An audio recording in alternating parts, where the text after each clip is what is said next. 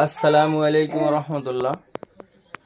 আপনারা দেখতে পাচ্ছেন এই যে দুইটা বাচ্চা দুধ খায়, দুইটা বাচ্চা। এই বাচ্চার বয়স 4 বছর, এই বাচ্চার বয়স 1 বছর এখনো হয় নাই।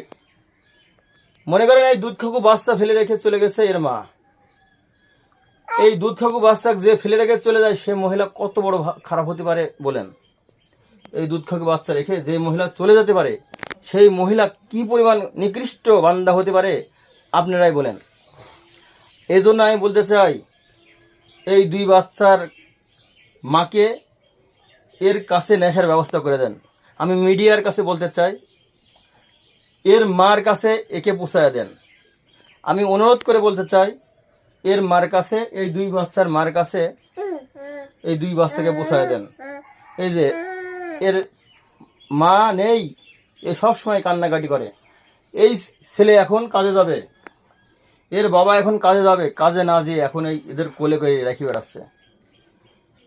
বাবাও কি কখনো সন্তানকে মানুষ করতে পারে বলেন? বাবা কখনো সন্তানকে মানুষ করতে পারে না।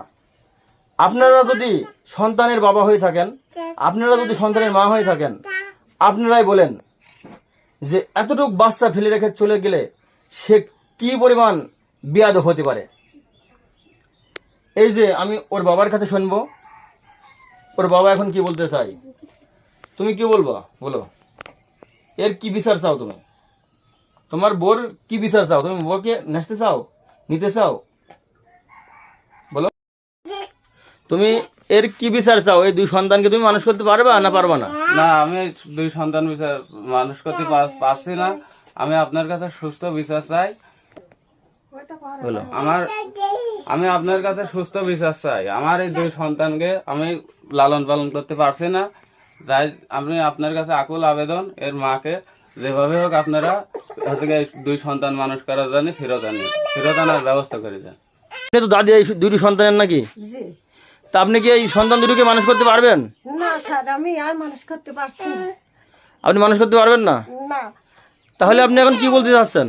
আমি গরিব মানুষ, আমার আর মানুষ করতে গেলে আমার বাড়ি আলা অসুখ আলা, তার অর্থ সম্পদ নাই। গরিব মানুষ, আমি কিভাবে লালন পালন করবো?